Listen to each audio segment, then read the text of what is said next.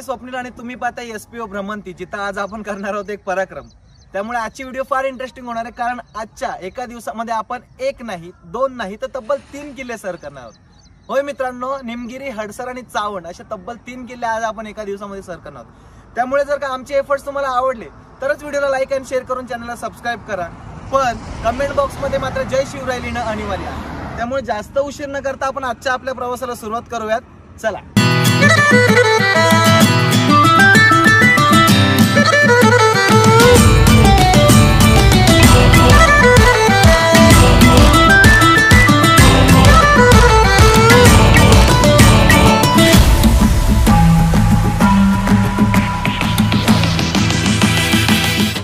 मित्रांनो, आपला एक दिवस 3 गड या मोहिमेमध्ये पहिला गड लागतो तो म्हणजे निमगिरी गड, जो की तुम्हाला आपल्या पाठीमागे दिसतो। आणि निमगिरी गडाचा जर का विचार केला तर निमगिरी गडावर जाण्यासाठी आपल्याला सर्वप्रथम खांड्याची वाडी, जो की गडाचा बेस विलेज आहे, पायथा गाव आहे, तिथं यावं लागतं। आणि खांड्याच्या वाडीला कसं यायचं काय ते सगळं मी डिस्क्रिप्शन बॉक्समध्ये येतोय, कारण त्यासाठी तुमचं 1 मिनिट घेणं मला बरोबर नाही वाटत। सो ते ऑलरेडी डिस्क्रिप्शन बॉक्समध्ये मेन्शन आहे, सो डोंट वरी।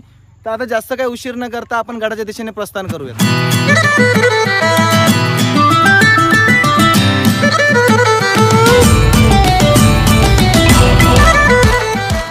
बरं, गडावर जाण्या अगोदर गडाच्या पायथ्याशी अलीकडच्याच काळामध्ये गावकऱ्यांच्या माध्यमातून काळूबाईचं मंदिर बांधलं गेलं।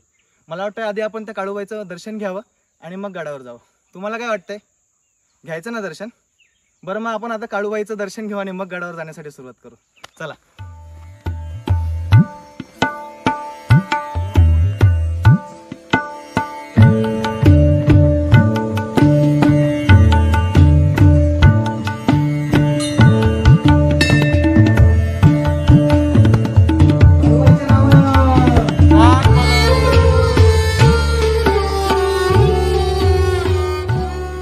बरं, आता आपलं काळूबाईचं दर्शन घेऊन झालं आणि काळूबाईच्या मंदिराच्या बाहेर निघालो की जस्ट डाव्या साईडला जी पायवाट जाते ती पायवाट आपल्याला थेट गडाकडे घेऊन जाते। सो आता आपण गडाकडे प्रस्थान करूयात।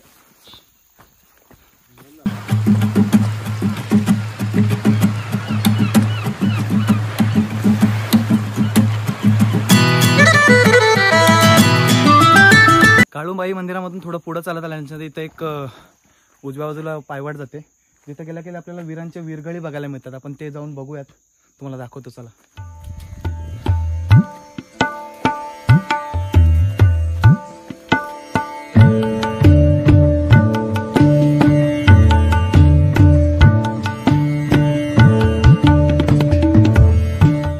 बरं, काळूबाईच्या मंदिरामधून जेव्हा आपण बाहेर येतो आणि गडाच्या वाटेने जात असतो तेव्हा गडाच्या वाटेमध्ये आपल्याला एका रांगेमध्ये ठेवलेल्या तब्बल 42 वीरगळी बघायला मिळतात। आता तुम्ही बोलाल वीरगळ म्हणजे काय, तर वीरगळ म्हणजे वीर पुरुषांच्या स्मरणार्थ बांधण्यात आलेले स्तंभ, ज्याला आपण वीर स्तंभ देखील म्हणू शकतो।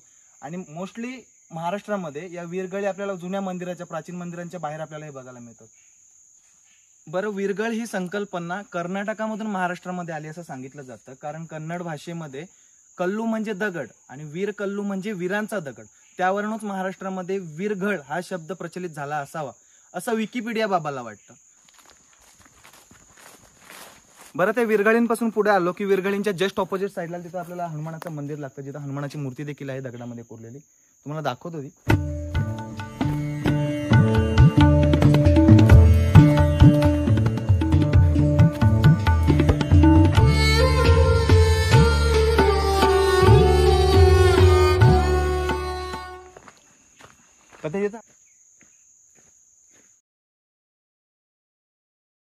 गडाच्या वाटेने पुढे आलो की आपल्याला इथे काहीसे बॅनर लावलेले बघायला मिळतात निमगिरी प्रशासनातर्फे, आणि इथे बसण्यासाठी जागा देखील आहे, तुम्हाला दिसत असेल।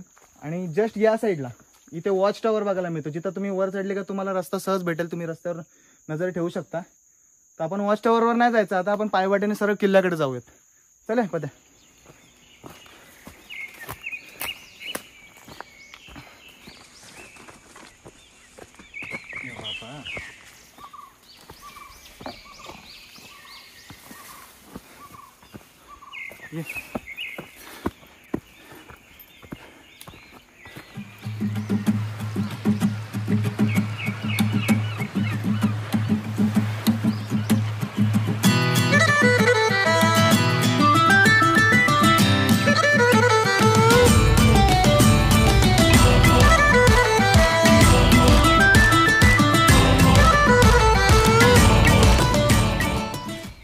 पायवाटेपासून पुढे येतो तेव्हा आपल्याला इथे आल्यानंतर गडाच्या पायऱ्यांना सुरुवात होते, जिथं आपल्याला सपोर्टसाठी रेलिंग देखील बघायला मिळतात. पण या पायऱ्यांचं वैशिष्ट्य असं आहे की या संपूर्ण पायऱ्या एका कातळामध्ये एका खडकामध्ये कोरून काढलेल्या आहेत. आणि या कातळामध्ये कोरलेल्या पायऱ्या हीच साक्ष देतात की हा किल्ला देखील सातवाहनकालीन आहे. आता सातवाहन म्हणजे नेमकं कोण होते तर त्याची इन डिटेल माहिती आपण नाणेघाटाच्या व्हिडिओमध्ये दिलेली आहे. तुम्हाला हवी असल्यास तुम्ही वर दिलेल्या आय बटनवर क्लिक करून नाणेघाटाची व्हिडिओ बघू शकता आणि नक्की चेकआउट करा. आता आपण इथून वरती जाऊयात.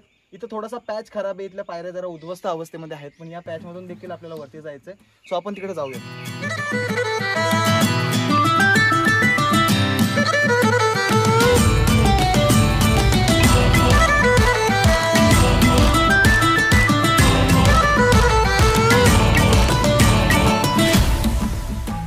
असलेल्या पायऱ्या चढून वर आल्याच्या नंतर आपण या खिंडीमध्ये येऊन पोहोचतो, जिथं आपण तुम्ही उजव्या साईडला बघितला तर तुम्हाला हनुमंतगड दिसतो.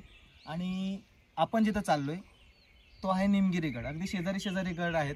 जर आपल्याला क्लिक बेट करायची असते तर पण एका दिवसामध्ये 4 गड सांगितले असते, पण ते जरा चिटिंग झाली असते, कारण दोन्ही गड एकच डोंगराचे भाग आहेत.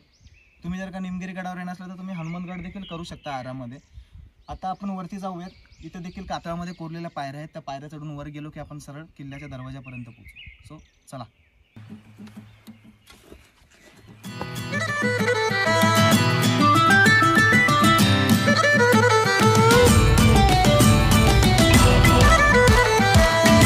या ज्या कातळात कोरलेल्या पायऱ्या आपण वर चढून आलो, त्या पायऱ्या चढून येताना आपल्याला इथे एक पहारेकऱ्यांसाठी असलेली गुहा बघायला मिळते. ती देखील कातळामध्ये कोरलेली आहे. आणि हे सगळं बांधकाम एका कातळामध्ये करून काढले. पायऱ्या देखील आणि पहारेकऱ्यांची गुहा देखील एकाच पॅचमध्ये एकाच कातळामध्ये करून काढले. सो चला पुढे जाऊ. किल्ल्यावर या स्पॉटवर पोहोचल्याच्या नंतर जर का तुम्ही तिथं बघितलं तर तिथं तुम्हाला उद्ध्वस्त स्वरूपामध्ये दरवाजा बघायला मिळतो. आणि त्या उद्ध्वस्त स्वरूपाच्या दरवाजाच्या जस्ट बाजूला ही देखील एक पहारेकऱ्यांची खोली आहे, जी तुम्ही बघू शकाल. आतमध्ये पहारेकरांना बसण्यासाठी इथे जागा केलेली बघायला मिळते. तुम्ही दाखव जरा. आणि जर का इथून विचार केला तुम्ही, जर का इथून वर बघितला तर इथं देखील आपल्याला पायऱ्या आलेल्या बघायला मिळतात. ज्या पायऱ्या इथपर्यंत पूर्वी होत्या, ज्या पायऱ्या पूर्वी खालपर्यंत होत्या, पण आता इथल्या ज्या पायऱ्या आहेत या पॅसेज मधल्या त्या उद्ध्वस्त स्वरूपामध्ये.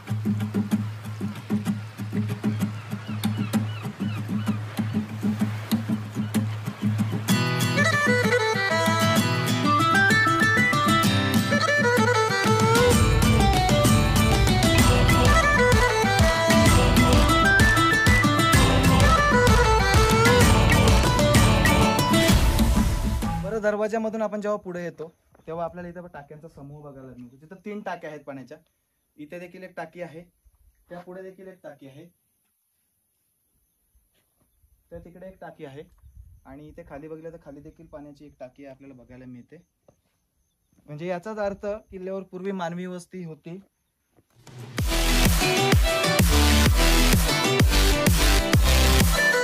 पाण्याच्या टाकी जवळून जर का आपण वर बघितलं त्या टेकडीवर, तर त्या टेकडीवर आपल्याला काहीसे अवशेष बघायला मिळतात. तर ते आहेत मंदिराचे अवशेष. जिथं आता आपण जाणार आहोत तर आता आपण मंदिराकडे जाऊया.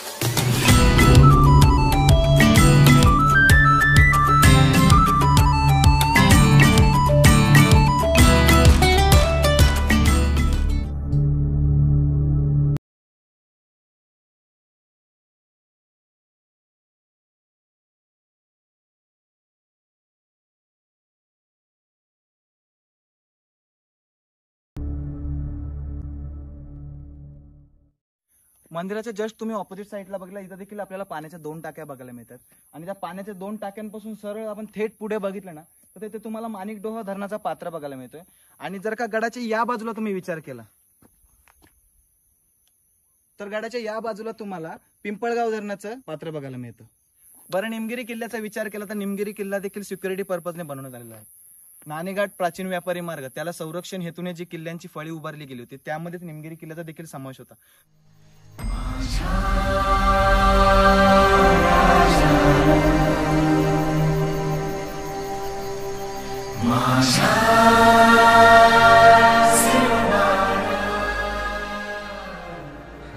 मित्रांनो, पलीकडे आपल्याला जो डोंगर दिसतोय तो आहे हडसरगड, आपला नेक्स्ट डेस्टिनेशन. आणि त्या कोपऱ्यामध्ये जो डोंगर दिसतोय त्या डोंगराच्या पाठीमागे आहे चावणगड.